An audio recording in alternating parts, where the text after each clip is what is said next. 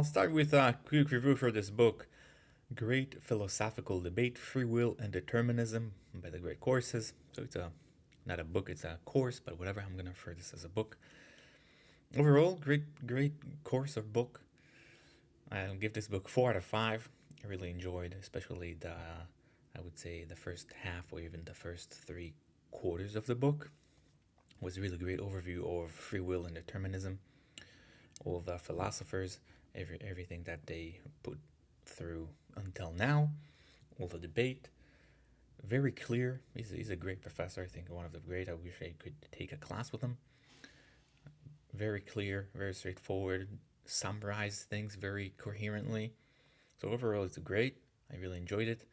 The part that I wasn't a big fan of, and that's why it's not a 5, is the last. I would say maybe 1/4 of the book, in which he goes into more into what it means, and then it's kind of get a little lost in there.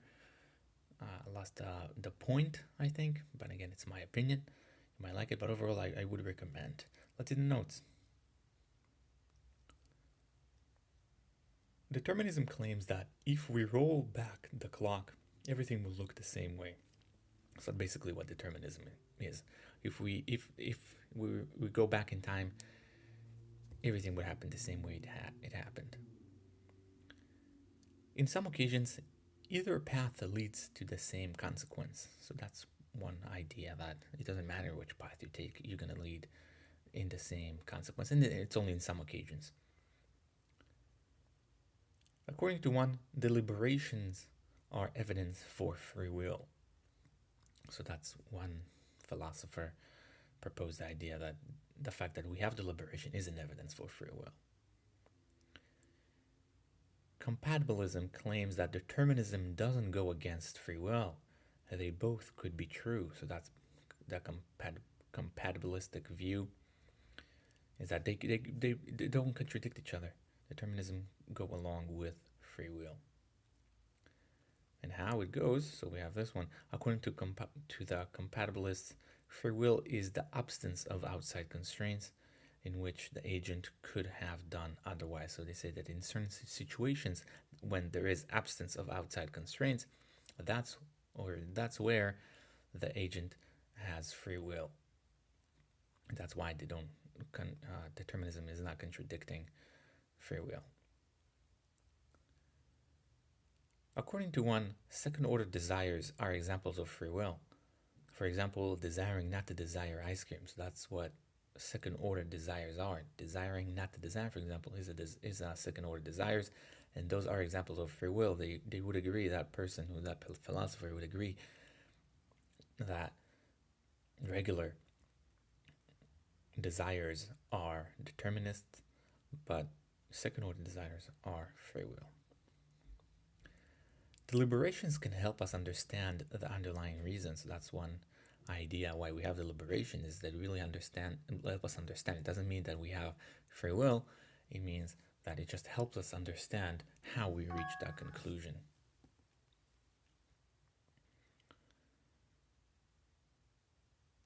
Determinism is yet to answer the problem of deliberation, and especially self-deliberation. So there's a problem there. Why is it? Why do we have it? What is it good for? So they didn't fully address the point. Based on quantum physics, it could be that the world is indeterministic, as randomness plays a role.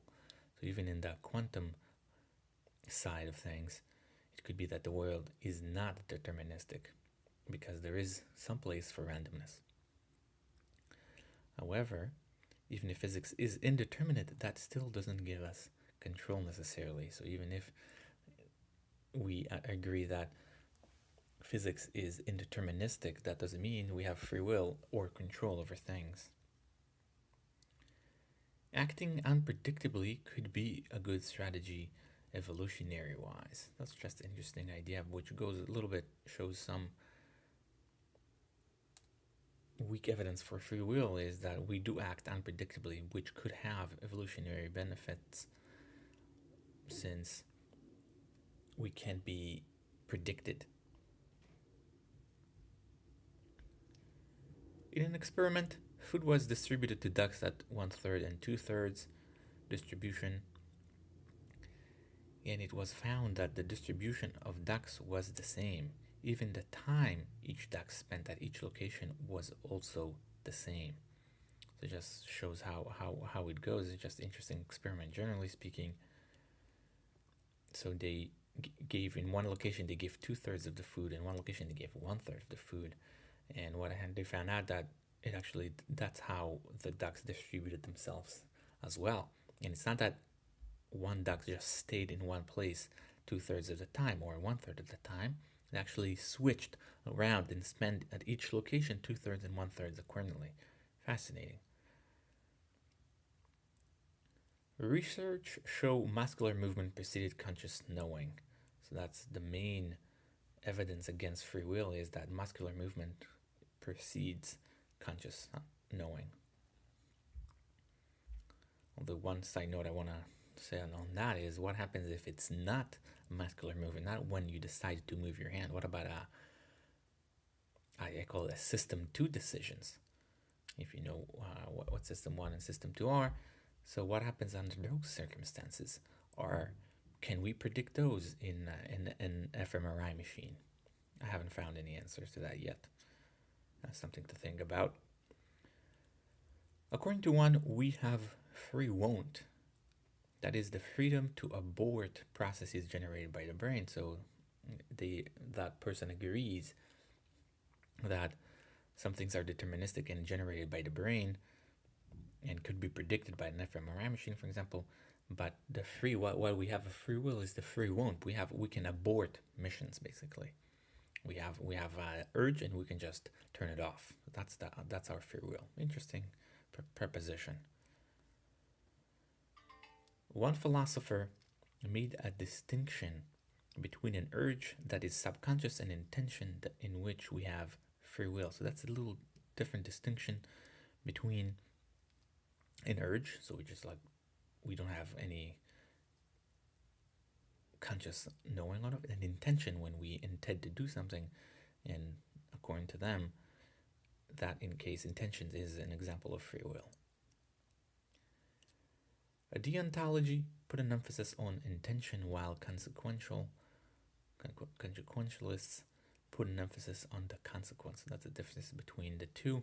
Deontology is more about what's the intention, is it good or not, and consequentialists put an emphasis on the consequence, is the consequence good or not. And he gives all kinds of examples of which one is correct in some situations and not in others. Neither one is free of errors. Egoism and utilitarianism are both consequentialist theories. One pertains to the self, while the other pertains for the greater, or the other cares more about the greater good. So that's the difference between egoism to utilitarianism. Egoism is more about the self. Utilitarianism is about the greater good. Both are consequential theory that care about the end result. According to Hume, our sense of morality comes from our emotions. Interesting idea as well. He said we don't have any rules. How is it based on? Just upon our emotions. The last one, a moral law is two people driving drunk, but one accidentally kills someone and obviously goes to jail and get prosecuted, while the other one just continues with their life like nothing happened. That's moral luck. That's it for the notes. Again, very interesting overview of free will and determinism. More free will. About this whole idea, I would highly recommend. It's a 4 out of 5. Thank you.